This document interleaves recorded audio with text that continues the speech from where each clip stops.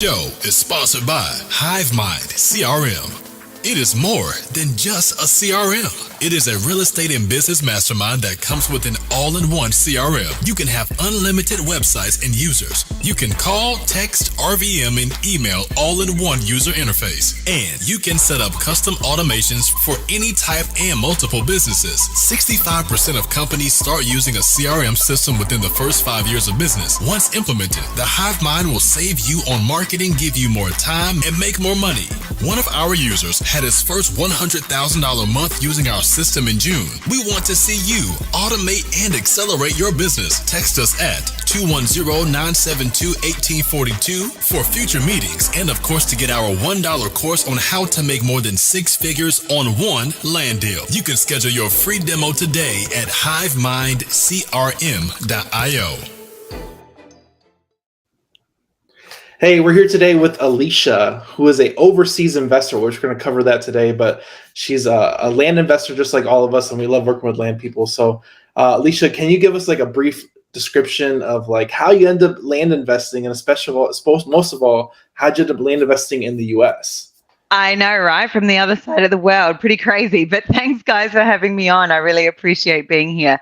A little bit of an intro. So I'll try and keep this as high level as possible, but this can probably branch off into some other questions. So here in Australia, it's a very different real estate market as compared to what it is in the States. So even just point of entry to market, what you can do with strategies, how you can reach out to people, very different. So my partner Matt and I, we first started looking at investing in real estate in the US just over 5 years ago. And we started with some houses. We did some fix and flips and got into some houses. We had some rental properties and it was awesome. We loved it.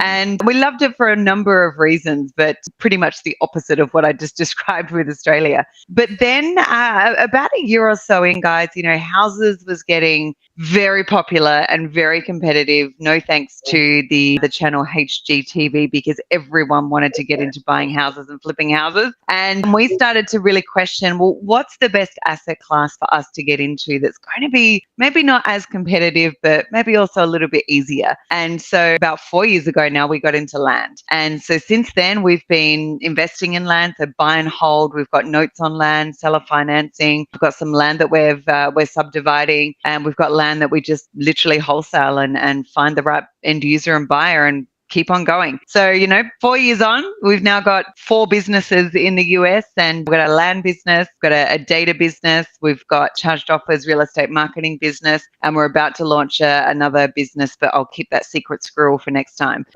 So yeah, it's been super exciting for us, and the journey's been a wild ride, but we're loving it. Let me ask you, because I have worked with overseas investors, and it seems like it's been a lot of like pulling teeth to even get started. So how do you find your way into another country to start doing marketing and flipping and that kind of stuff? Like that seems like a big if I had to start investing somewhere else, I wouldn't even know where to begin. So yeah, it's funny, isn't it? Because it sounds like it's a huge hurdle to overcome, but it actually wasn't that difficult, guys. I think sometimes people make things more difficult than what they really need to be. So these days, you can do business from anywhere in the world. I think one thing that COVID, there's lots of unfortunate stuff with COVID, but one of the silver linings is that the ability to do business virtually has gone from here to here. So there's so many more services and things out there. But rewind 5 years ago, we did find it challenging, but it wasn't insurmountable. So we got the right attorney to help us with our corporate structure and setting up our right corporation and LLCs. The thing with that was super important is we already had a strategy in mind of what we wanted our business to look like. So start with a strategy, find someone that can help you with structure. There's loads of people that can do that these days, and I can give you guys a link to somebody that we now use to help us out with that. Second to that was opening a bank account. That's probably the most challenging thing out of all of it, was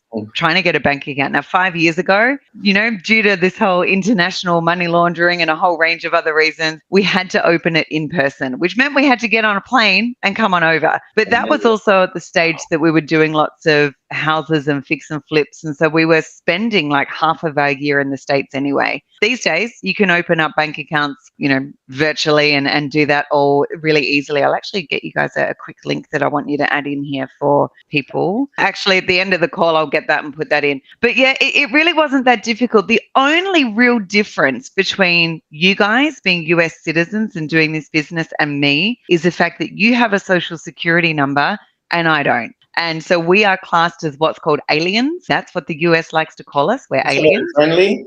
Yeah, I know, right? It's like we're not green with tentacles and stuff. We're still humans, but we're classed as alien investors. And so when it comes to things like getting loans or getting a mobile notary where you need your proof of identification, all of them want a social security number.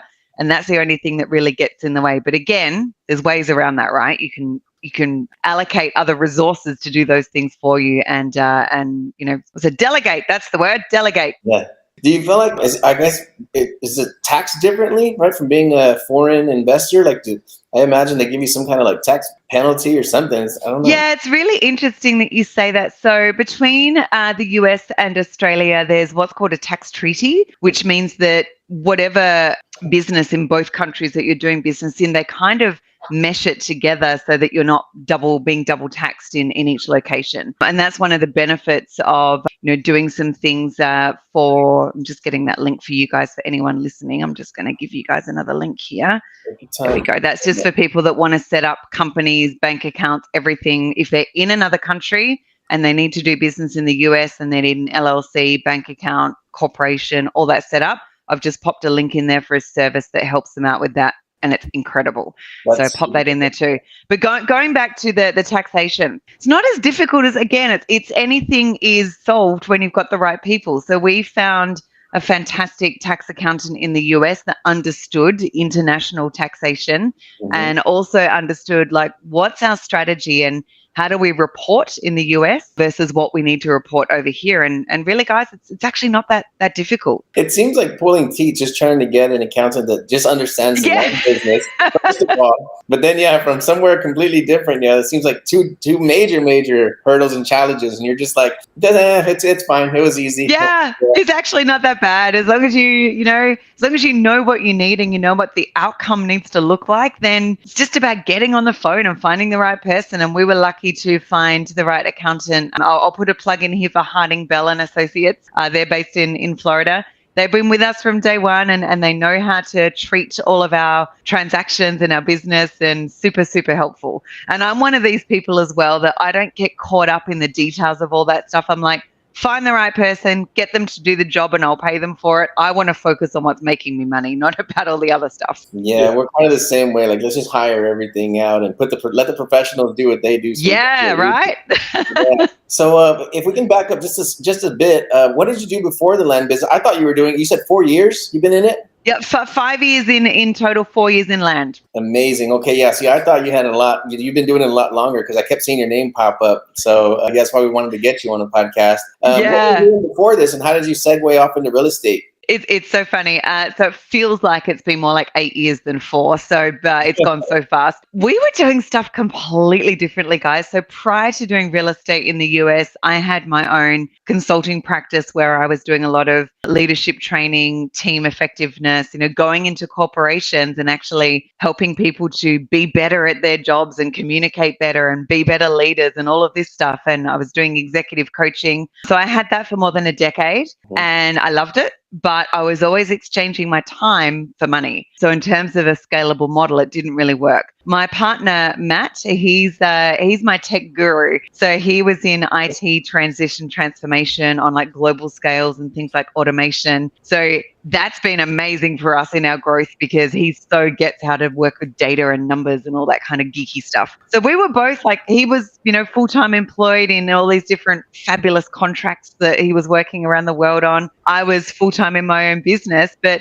we both had some investment properties here in Australia. And whilst they were great, the strategy, and you guys are going to like go, what? When I'm about to tell you this, the investment strategy that most people here in Australia use is what's called negative gearing. And what that is you buy a property and you put a tenant in it, but the property costs you more than what your tenants are paying. And that is across the board in Australia, unless you've had a property for a very long time. But the cost of a property and the cost of rent, it should be this, but it's actually this. Wow. So what that means is that most people that invest in real estate are higher earning people, and they use that as a strategy to offset their taxes. So they say, you know, I'm going to spend money every year to keep my tenants happy and keep my properties going. And interest rates are obviously against you in that as well. And then when it comes to tax time, if I've paid an extra $50,000 to keep my property going, well, I can offset that with my taxes and therefore not pay as much in tax. So negative gearing is what it's called. It's crazy because it doesn't actually give you cash flow. It just offsets one thing to another. And it doesn't really give you growth over time unless you're really in it for the long haul. And we had that. We had a few houses and we were like, are these really working for us? And the answer was like, no. Wow.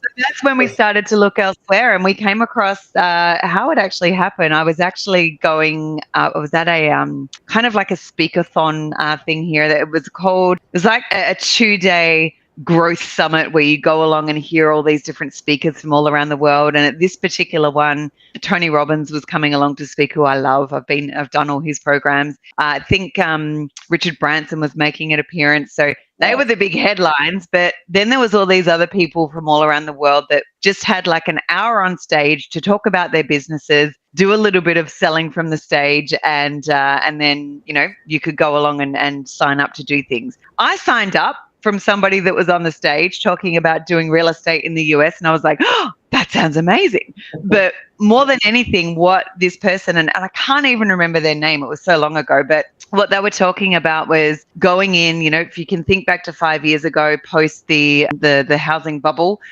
they were going into markets and buying up houses cheap and doing the fix and flip. But more than that, they were helping out the communities where banks had just gone, not my problem, and people were really struggling. So I thought, this is a business with a heart, but also it's a business that sounds really exciting. So I signed us up, and I came home that night and I said to my partner, Matt, we're going to do a course on US real estate. He's like, we're what?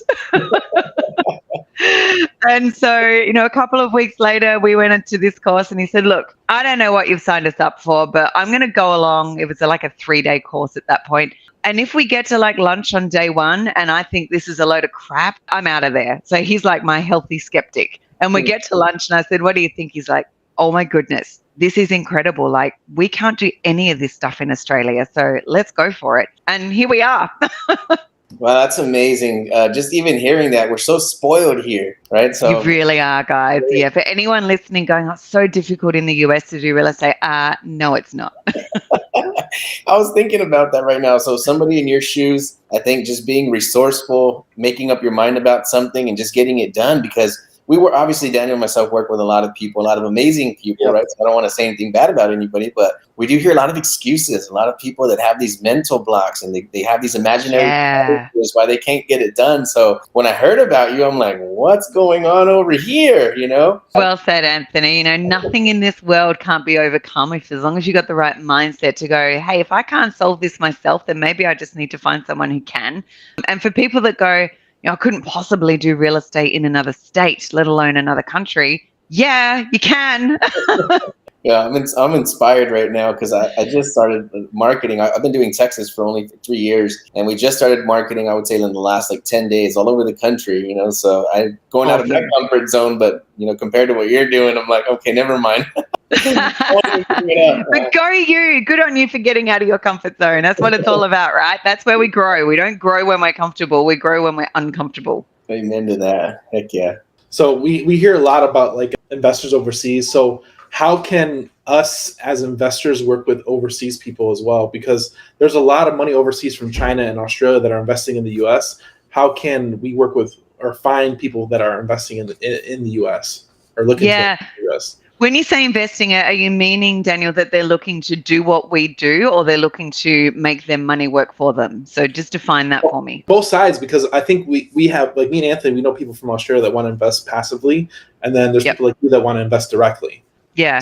So let me go with the passive first of all. So we've had people invest with us, and one of the things that we've actually done is some friends and family were like, "Can you guys like make my money grow for me?" And we're like, "Yeah, sure, we can do that." So we set them up with a promissory note. They gave us some cash. We used that cash to actually fund some marketing campaigns.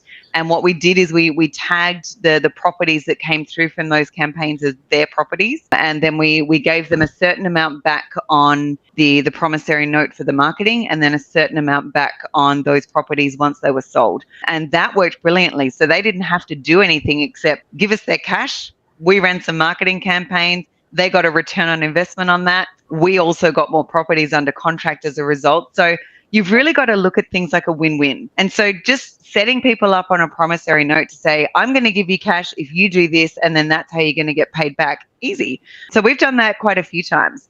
We've also had some other overseas investors that when we've done a seller finance deal, if the numbers have worked out right, we've actually put them as a first position on the property. And they've been the ones that have funded the promissory note, not the promissory note. They've been the ones that have funded the seller finance deal. And let's just say that they've funded the A to B purchase side for us. So we might set that up on a note for a year where we're paying them back every month, and then we pay them the lump sum at the end. But in the background, on our B2C side, our buyer is paying us every month their seller finance. And if I can give you some simple numbers here, one deal seller finance person is paying us like $590 a month for their note for the seller finance. The 1 year that we've got set up on the A to B side where someone's funded the initial purchase, it's costing us like $200 a month to pay back that note. The difference is cash in our hand. So, there's lots of different ways that you can make money work for you from an overseas investor perspective. You just got to set it up right. And it's, again, not that hard. Talk to the right people, I love how everything's easy in your world.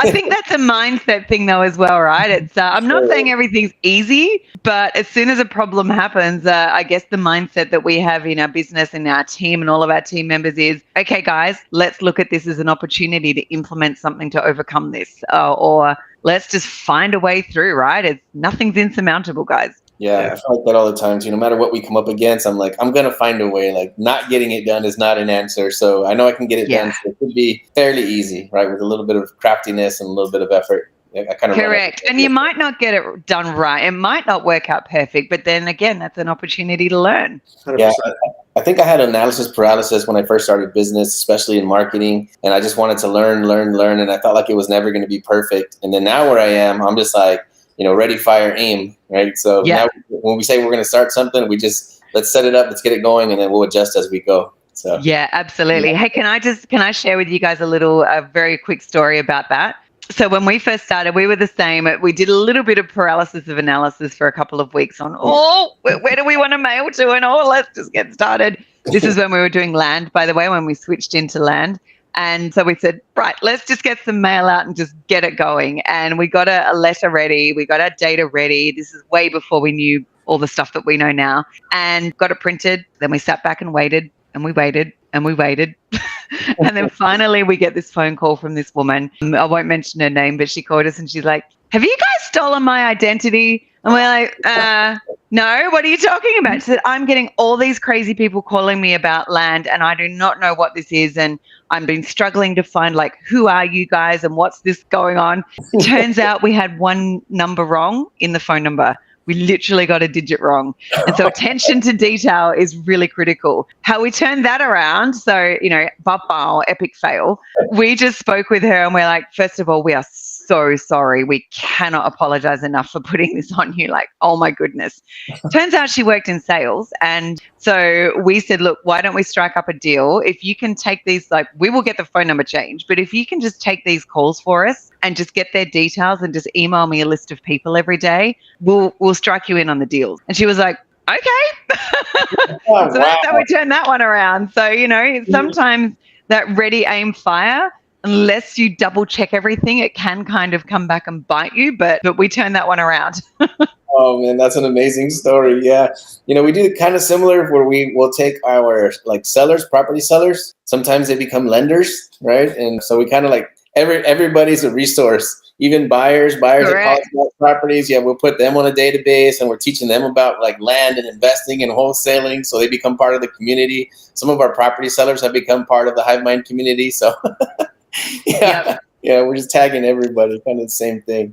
Love it. So do you have a primary strategy for land? It sounds like you're doing everything. You're doing wholesaling, owner, seller finance notes, everything like that. Yeah, we don't. In the past, we haven't really had a primary strategy. We've just kind of let the deals come in, and then each deal we've gone, okay, well, what's the exit strategy for that one, and how do we craft that to really fulfill that exit strategy? This year, we are being a bit more targeted in our strategy. We're going after more larger lots that we can do some forced appreciation, that we can work with some partners on subdivisions and plans, because we really got excited about that. So that's going to be our main strategy for this year that we're putting into play. Doesn't mean we'll stop doing the other stuff too. The other stuff will still keep ticking over. But from a land perspective, that's where we're going to focus for this year. Beautiful. I think a lot of, I don't even know what to call them. I would say just the recognizable people in the land game. I won't use any other words, but yeah, we're finishing up our first subdivision, but I felt like a lot of us are starting to lean in that direction, is going after these larger tracts of land. So maybe land investing 1.0 was like infill lots and that kind of stuff, and like dirt lots in the middle of nowhere. And now a lot of us are leaning towards those larger properties, right? It's kind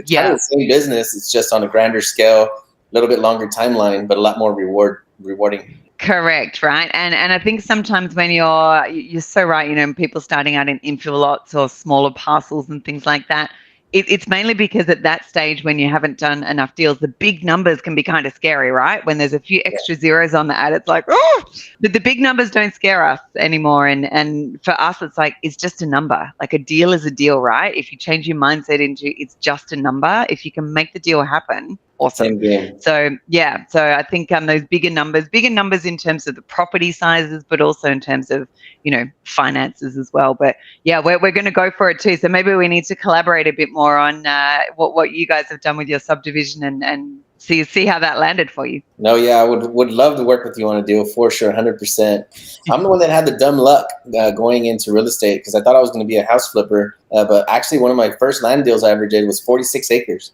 So yeah, wow. And I was too new to know that was difficult. So I just went ahead and did it, and I did really well. And so the rest is history. I just said, I'm just going to stick to land. Yeah, why not? Yeah, I grew up doing remodeling and construction, so I know how painstaking that can be. So yeah, just finding the land business, I was like, yeah, just pure luck, I guess. Good one. So, I love that. I love those pure luck stories, because sometimes it is a bit of luck, right? Yeah, we like to feel like we're lucky. So I wanted to ask, how did you find your team? Do you have like boots in the ground in all the markets you're in, or are you just doing the stuff virtually and kind of find boots in the ground once you find a deal in that area? Both. So from the very beginning, we've had boots on the ground, and the boots on the ground team hasn't changed. And I think that's mainly because we've done so much in nurturing and keeping those relationships, really top of mind. So boots on the ground, we have a realtor on our team. I've got 2 title companies, a main one that we work with, and then a bit of a backup as well. I've got a really great probate attorney that we work with, as well as a real estate attorney. Those groups of people have helped us out since day one, and they're still, they're still with us today, which is wonderful. And we adore and appreciate every single one of them. Secondary to that, though, so in the background of our land business, so the land business itself, we've now got 3 full-time customer service people that take all of our seller calls, all of our buyer calls. I've trained them up to pretty much run everything from the whole acquisition to disposition and everything in between. So they now do all of our due diligence, our ad copy, they post my ads, they pretty much do everything. And I really can't tell you guys the last time I actually spoke with a seller or a buyer. My team kind of does it all now. Moving forward, though, with this new strategy this year, I do know I will be on the phone a lot more, speaking with sellers and particularly sellers on the acquisition side of a lot of those bigger properties, especially if we might JV with some of those sellers as well. But most of our team, they've been with us for more than 2 years, our team, and they're really well trained and they know how to do a lot of stuff. So yeah, it's been an easy business to run, which is great. Amazing. I have a question. You said that you have a community. What's the community called? Where can we find you?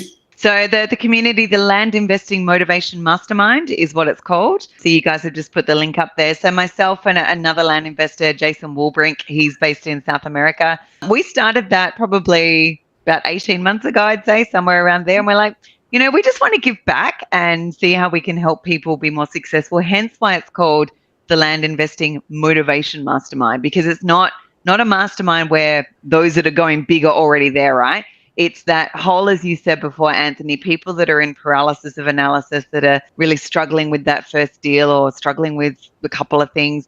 How do we keep that motivation high, and how do we look at the group as a collective problem solver? So that group's now got more than 1,000 members. We meet once a month and do like a mastermind where we work through problems together.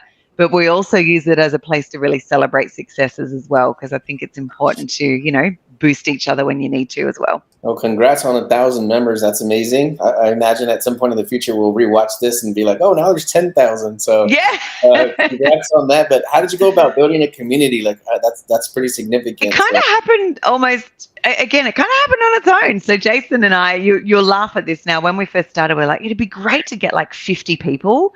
Just, within our network, we'll just get 50 and we'll just use it as a chance to collaborate together.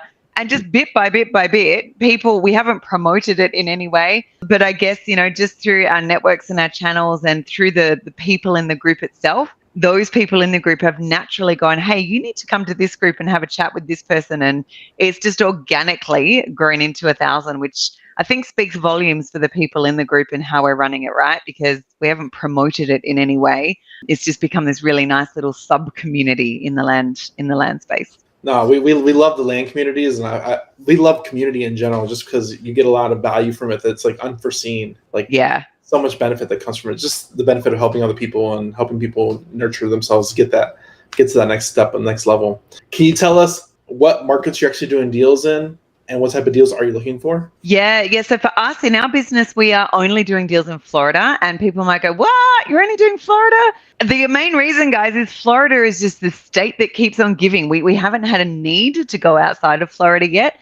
And all of those boots on the ground people I mentioned to you are all based in Florida as well. We are going to start to explore new markets, but for now, we just haven't had the need to, which I think is a nice problem to have. In terms of the types of properties, it really just comes back to that strategy I said before. So this year, we're going after those larger lots. Now, that's not to say that we're going after, 300-400 acres. They will be in our list, but we're also looking at those, 2 to 5 acre lots that we can even just split in half and get some forced appreciation on it. There's opportunity to be had everywhere. So we go after vacant residential, agricultural, multi-use, commercial. We go after all of it, multifamily. Yeah, you name it. We have a look at it. No, that's awesome.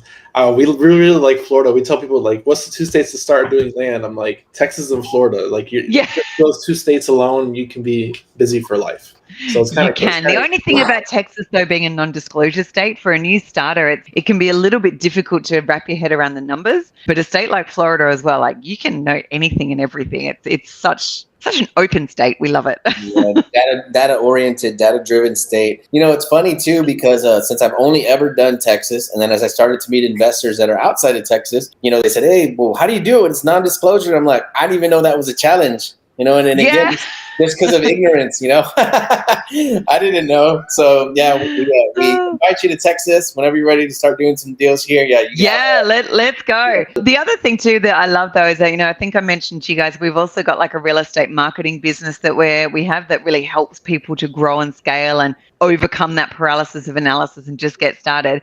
So what I also love about that is, our customers in our supercharged offers business, we get to see where they're doing deals as well. And not that we would ever piggyback off that, but it's been awesome to see them get into a new state and grow their footprint in that state.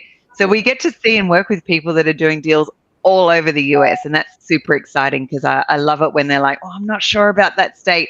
And then we get everything set up and they start getting deals and they're like, okay, this is good. So, I always say never say no to an area until you've really tried and tested that area. Yeah, I'll tell you, one of my guys today, like in this office, started texting in a state that I will not disclose right now because he just started.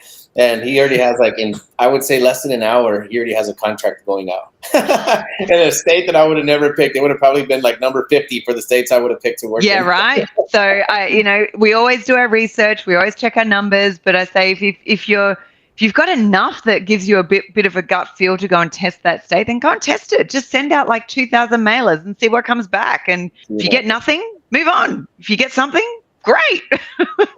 That's amazing. We have a question from one of our YouTube subscribers. It says, good problems are the best problems. Do they have a limit on the type of land that they will consider acquiring? Is there an aversion to swampland, for example? Because Florida does have a lot of wetlands. It does. Let me share with you guys a quick story. So we will look at every property because here's the thing. We are not our buyers. Our Amen. buyers will tell us what they will do, right? Yeah, amen to that. We just closed on one of our biggest land deals last week. It was a property that we bought 2 years ago for $10,000. We actually bought it for like 6.5, but with closing costs and a few things that ended up being about 10,000. 13 acres in the middle of Hillsborough County, like Plant City in Florida. The entire 13 acres was wetlands. There was probably just under half an acre of uplands that were good. But when I say wetlands, you could walk on it and it was fine.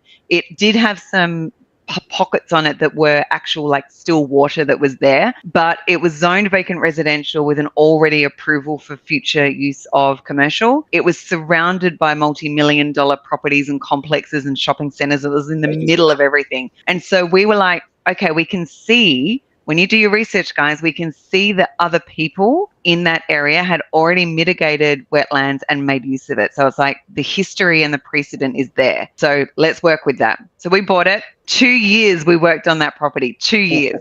And we sold it last week for $199,997. Oh, wow. My goodness. So it's just about finding the right person, because we did surveys, we got wetlands reports, we got delineation reports, we got all that stuff done so that when it came, and we had a realtor on our team working that deal as well. So when it came to having the right conversations about exit strategies on that property, we had all the information. And I think that's important, right? Never say no to an opportunity until you've really explored it. And it's like, okay, dead deal. Fine. But that was one that we did the research and we said, we know that there's precedent here. We know that something can be done. So let's go for it. And, 6 figures later, we're pretty happy with that one. Amazing. What a great deal. Yeah, and I think in Florida too, there's good problems and there's bad problems. A good problem is where you've got a property in an area that people are buying properties. And we've had people buy wetlands and swamps. People have bought swamps so that they can go out and do their own recreational stuff and go and get dirty in the mud with a 4-wheeler and do some fishing, or I don't know, put their hydroplane boat on it. There's loads of different things that people use land for. So always, we are not our buyer. Yeah, we see that a lot in Texas as well. Like that people have like floodland and all that. And I think people think of floodland in terms of like infill lots again. So like if it's in the neighborhood and it's like a little waterway, you can't build a house there, people throw that lead in the garbage. But in Texas, right, if you have 50 acres of floodland, like, yeah, that's plenty bow hunting. You go out there and shoot guns and do Texas stuff. Even if it is an infill lot that's in a floodplain, do your research. If it's specific types of floodplains, as long as you meet certain criteria, you can still build on those, guys. It's just, don't look at it and go, floodplain. It's like, okay, well, what type of floodplain is it? Has anybody else built on it? Is it a 100-year floodplain? Do some research. What's the insurance that a builder or an owner would need to have on that property in order to make use of it? Do that research. Do that insurance. There's deals everywhere that other people will say no to, that if you said yes to, might end up being an awesome deal and might end up with a buyer that's like, fabulous, I've been looking for that. Let's go for it. Maybe the deal of a lifetime. So on this patch in this middle of this multi-million-dollar development area, who was the end buyer for that? What use case did they want it for? Yeah, the end buyer is somebody that does do development in the area. So we're going to be watching it really closely to see what they do. But they understood how to mitigate wetlands. They understood what it meant to fill a wetlands lot and make it usable. They've done that before. So they're looking at doing some development on the property. They've already got their plans in place. Part of our closing process was them submitting part of those plans to county to get pre-approval. And yeah, we're really excited to see what they're going to be doing with it. That's really amazing. I drive by properties that people have bought from me to see what they're doing with them. And I saw this guy, he built up a 2-story house there and the property's looking beautiful. Put up a nice gate, metal around it. So awesome. Yeah, I'd love to visit the properties and see what's going on there. Yeah, I think that's the only downfall with being over here, right? Unless Google Earth goes and does a drive-by for me, I really can't see what people are doing with it. Okay, all right. I like where this conversation is headed. We do have some people that are in Florida that are doing land there, and I have heard of that. I've heard of the turtles and all that stuff that I'm kind of unfamiliar with, but Yeah, good to know. Yeah, that. there's some protected turtles, there's some protected birds as well. So again, if you're going to buy and hold a property, do all that research, get your EPC report done, get all that stuff done if the numbers add up, because if there is stuff like that on it, you want to know that and let those deals go, because the last thing we want is to upset wildlife, but it costs a lot to pick up a turtle nest and put it in another location. So be on the lookout for those things. The bird, by the way, if anyone is doing Florida, it's called a scrub jay. Tiny little bird, but very protected. They can mess up your whole deal just as a tiny little bird. So I've heard of those, but I've never come across it. So I'm like, scrub jay. I'm gonna have to look that one up. Scrub jay, yeah. That's crazy. That's amazing to see, because like you can have the best deal in the world, but a bird could foil it. Yeah, I know, right? A bird or a turtle. Yeah, I never heard that until we started connecting with Florida investors. I wouldn't say there's a handful. There are probably 30 of us out there now in the Hive Mind. But yeah, I just did my first deal in Florida this week, so there's a win for me.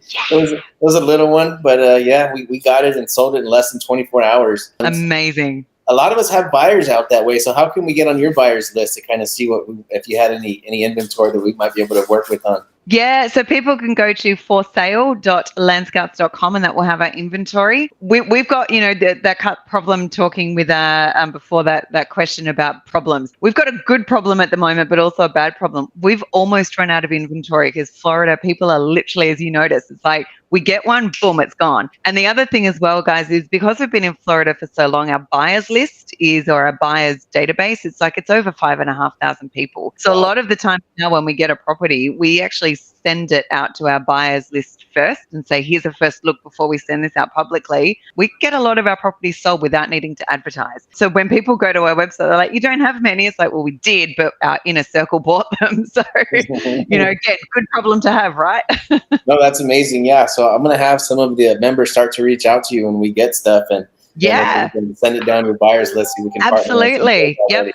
Love partnering with people on deals, and we've got even some of our supercharged offers customers that are just starting. They're like, I don't have a buyer's list yet. Can you send this out and we'll JV on it? 100%. This is, again, what I love about this community is there's always opportunities to partner with people and support each other, and everyone wins. I don't know if it's just a land thing or what, but again, I've seen this in the land community. Maybe it's just a different mindset. I think maybe an abundance mindset. There's a finite number of houses, but it's like the land goes all directions, every which way. Yeah, so right. There's always more. Yeah. Correct. We really started to notice that when we were doing houses, is this scarcity mindset that people have. It's like, I'm not going to share that with you. I'm not going to tell you this because, that might mean that I'll miss out on the deal and you'll get it. Land, totally opposite. Everyone's like, yeah, more than enough deals to go around. Let's talk. Yeah, I want to say almost all of my deals now are starting to become JV deals, and very rarely am I starting to do my own. So yeah. Yep.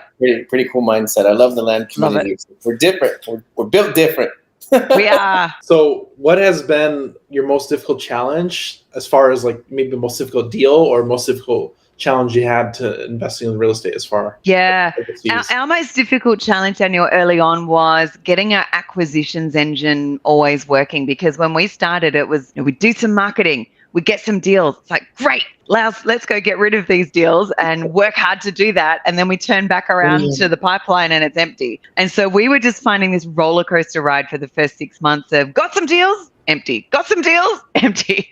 And so our biggest challenge was getting our business consistent. And that took us like more than 6 months to have the light bulb aha moment around, we got this all wrong. We're doing this wrong. Like, we need to set up our business differently. And that's what led us to start Supercharged Offers, right? We just built out our own acquisitions engine that made sure that we were always marketing, always got mailers going out. We're always doing online marketing. We've always got our data working for us, and this engine is now running. We didn't think that would become one of our other businesses until we shared it with some of our inner circle, and they're like, can you do that for us? So that's now become another business. And so what I love about that is we're actually really helping people to overcome that exact problem that we had, which is that inconsistency of getting that flow in your business. That's probably been the biggest challenge that we've had to date, Daniel. Most of the deals, they're really not that challenging, and most things can be solved. The challenging part was getting our business running the way that we wanted it to. Awesome. What type of, I know you mentioned you're doing direct mail. Are you doing like 100% direct mail, or are you using a marketing techniques? Combo. So very much a combo of online and offline, because we really need to think these days, folks, that our customer, I call them customers, they're not just sellers, they're customers. We build relationships with them. Yep. They now come in all walks of life. They're not just older people sitting on land that they haven't done anything with, as much as that's what most people think they are. We've dealt with people in their 90s. Our youngest seller has been 19 years of age, and he was in college and he inherited a property and he's like, didn't even know it was in the family. And everything in between. We've got busy professionals in their 30s and 40s that don't have time. We've got people that live in another country that have land that they now need to get rid of. So we need to create a customer experience that our customers can do business with us in any way they choose. Direct mail, online, clicking on an ad, making an appointment with my team to talk about their land because they're busy, email, asking for offers online, anything and everything. We need to be marketing in a way that makes it easy for our customers to do business with us, not the other way around. Because people are like, no, I don't like doing online. I don't care if you don't like it. You need to do it because your customer wants to do that, right? So we do everything. We do a combo of online and offline ads, funnels. We do it all, because we need to create that space that we can capture any lead that comes through. And that's what Supercharged Offers is about, which has been amazing. So now that's really seen us grow our business exponentially in a very short space of time because we're capturing everybody that comes through. No, that's amazing. Do you have any products and services that you offer to people? Like if they say, do you have a course that people can sign up for if they want to learn about your methods? Yeah, so we don't have a course. We're not an educator, even though about 10 times a week people ask me, can you coach me? Can you teach me? I'm like, I'm sorry, I don't have time. But what we do have is a done-for-you service, which means you don't have to do a course. So with Supercharged Offers, and I know you guys are putting up the details of how people can reach us there, it's a totally done-for-you service. We have like an entry point where we're just doing their data, their direct mail, and their mail tracking. Because again, people starting out, if they've gone and done their real estate course and they're like, just need to get some mailers out, great. Let us help you get that started so that you can get that. Oh, so getting so excited here, guys. So you can get the phone ringing. And then once the phone starts ringing, that's when your training and all the stuff you did, that's when you put that into motion, right? Yeah. All the way through to like a totally done for you business in a box service where we're doing their branding, their content, their design, branding story, their page, their funnels, their Facebook business page, their social media. We're doing all of it, and their direct mail and their data and their mail management. So it's really, a lot of our customers look at us as their acquisitions team, and we do everything up until the point that when their phone rings or an offer comes through, they take the lead from there. So you don't need to go and do a course on how to do Google ad campaigns. You don't need to go and do a course on how to create the world's best websites, right? Like we said in the beginning, Anthony, find the experts to do it and outsource it. So we do it all. You don't need to do a course. Just come to us. We'll implement it all and you can just get your deals done. I love that. Yeah. We actually recorded a course that we never released. It was right before our Hive Mind came out because we said, you know what? No better way to learn than just hands-on. Just jump in. Do the doing. Yeah, because what I imagined was a bunch of people buying the course and then not taking any action. And then I just looked like a snake oil salesman. So you know what? Let's get something where people can really throw their hat and get in here and just do it. And that's the best way to learn. If somebody says, hey, can you teach me some scripts? Like, nope, get me on the phone with the seller and you can listen to what I say. Yeah, 100%. Yeah. And the frustrating thing for me, and I get really passionate about this because there's loads of people out there that have spent fortune on real estate investing programs, coaching programs, all of these things, and they have a failure to launch. And the actual success rate, guys, I don't know if you know this, but it's less than 5% of people I didn't know that have done all this training ever succeed and do stuff with it. And that for me is that number's way too low. So what we do is one of our drivers and our mission for our business is to get that number higher. That's amazing. That's powerful goal. Yeah. I'm kind of the same way. I get very, very passionate and I get attached to my people. So if somebody's not doing well, like it does hurt me, So I didn't want to be that guy. Like I said, they bought something they can't use, they're not using. And then I've seen it before where they'll take like the last of the money they have. Like, I mean, this is money that they should have paid their rent with or something, or the car, and they throw it into 100%. The course because they think this is the answer. And then for whatever reason, if they didn't take action, whatever the reason was, like I didn't want to contribute to that environment. Yeah, I was like, I want to win. I'm with you. We talk about it all the time. We're like, we're too cheap, but we're like, it's okay. we'll make it up on JV deals. We're the same. People are like, you charge how much for your services? Like, wow, I get all that. We're like, yeah, because we just want you to get deals. Like, just do it. We'll make it up with one JV deal. You'll have made what you can sell 50 courses worth. So yeah, exactly. It does come back. Yeah, and if they don't get a deal, we don't win. So and we want to see people win first so we can all get paid. Yep, 100%. So what is a quote that is yours or somebody else's that you resonate with? Should have prepped me for that one, Daniel. I'm going to go with feel the fear and do it anyway. I don't know who to attribute that to. Maybe it is Tony Robbins. I don't know. But you feel the fear and do it anyway, because that first phone call I ever had to make, pit of my stomach was like, oh, the first time we ever implemented a supercharged offers customer and we went live, it was like, oh. So, you got to kind of lean into the stuff that you don't want to do and just do it anyway, because then before you know it, you're like, oh, that was pretty easy. I love that quote. If you're always in your comfort zone, right, that means that's a pretty good indicator that you're not growing, because if you push yourself to the edge of your comfort zone, obviously you're going into an environment where you've never been before. So yeah, I think I'm probably like, I'm just so used to doing that I'm just always in this state of like, should I do this? Should I not do it? Like, I'm going to do it. Just do it anyway, right? We're always then see what works. Yeah, I don't think it worked. I'm just like, I can never be comfortable being comfortable ever. Yeah, I got to go. Yeah, love it. The envelope, trying to hit higher highs and also take people with us. I think that's what inspires us to hit those higher highs, so that we can take the community members with us and see other people around us grow. Super important. Yep, 100%, 100%. Well, this episode was super amazing. Yeah, we really, really appreciate you coming on here and hanging out with us. Yeah, this was a blessing. And I want to make sure that we connect with you anywhere and everywhere. I guess on your Facebook group. Make sure that we can come out and hang out. And like I said, let's put some JV deals together. I'm going to have the community. I'd love that, guys. Yeah, I'd love that. I'd also towards you, start sending you some leads, some deals. Let's do it. And I'd love to just, let's connect again offline and talk a little bit more about your business and our business, and how we can just, again, come back to that whole philosophy of how do we just help people grow and help them just feel the fear and do it anyway. I think that'd be a great opportunity to look at how we can partner on that. I love that. Yeah, Daniel, myself, our philosophy is that there is no competition. We can all collaborate. There's always overlap, and there's always room for us to grow together. So love it. Thanks again. Thanks you for everybody that was on here watching with us, and we'll see you next time. Thanks so much, guys. Thanks, everyone.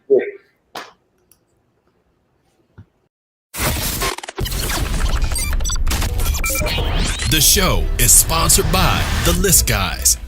Do you need more leads in your local or virtual market? 1 in 10 small businesses don't invest in any kind of marketing. The List Guys have over 35 plus list types to choose from, and you can mix and match any list or criteria. We also use the skip trace list and provide up to 7 numbers and email addresses. Every list you purchase will be scrubbed against previous purchases. The List Guys are here to save you time. Contact the List Guys today at www.1listguys.com. That's www.1listguys.com.